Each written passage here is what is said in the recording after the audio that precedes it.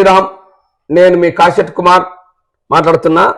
ఈరోజు బీజేపీలో చేరిన గువ్వల బాలరాజ్, ఇంతకుముందు ఈయన ఎమ్మెల్యే ఉండే, మాజీ ఎమ్మెల్యే. ఆయన టీఆర్ఎస్లో ఉండే మంచి లీడరు.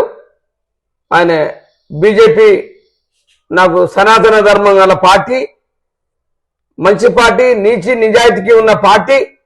అందుకే నేను ఇందులో పోతున్నా.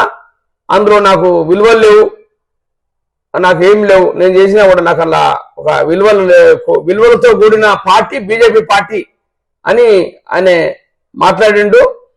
ఇంకా ఒక్కొక్కరు ఎవరైతే ఈ పార్టీకి వచ్చేటోళ్ళు అంతా మంచి వాళ్ళే ఉంటారు. ఎందుకంటే చాలా మంది ఇప్పుడు బీఆర్ఎస్ కాలవుతుంది అని ఇంతకుముందు తీర్మాన్ మల్లన్న నిన్న మొన్న ఒకసారి మాట్లాడిండు. ఆయన చెప్పిన దానికి కూడా కరెక్టే. అయినా బీజేపీ వాళ్ళు అందరిని తీసుకోరు. ఇప్పుడు కవిత వస్తా అన్న కూడా తీసుకోరు, గుర్తుపెట్టుకోరు. ఎందుకంటే మచ్చ ఉన్న వాళ్ళని తీసుకోరు. కవిత అన్న తీసుకోరు, మన కేటీఆర్ వచ్చినా కూడా తీసుకోరు వాళ్ళు బీజేపీలకు. ఇట్లే వాళ్ళు మంచివారు ఉంటే కొంతమంది తీసుకుంటారు.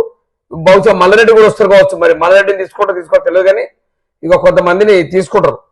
ఇక ఒక్కొక్క లైన్ కడతా ఉంటారు వాళ్ళు.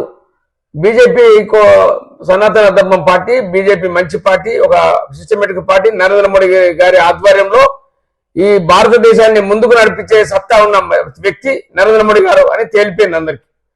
ఇప్పటికే తేలిపోయింది ఆయన ఎంత శక్తి అని. దానికి ఎవరికి భయపడేటోడు కాదని తేలిపోయింది. జై శ్రీరామ్, జై హింద్.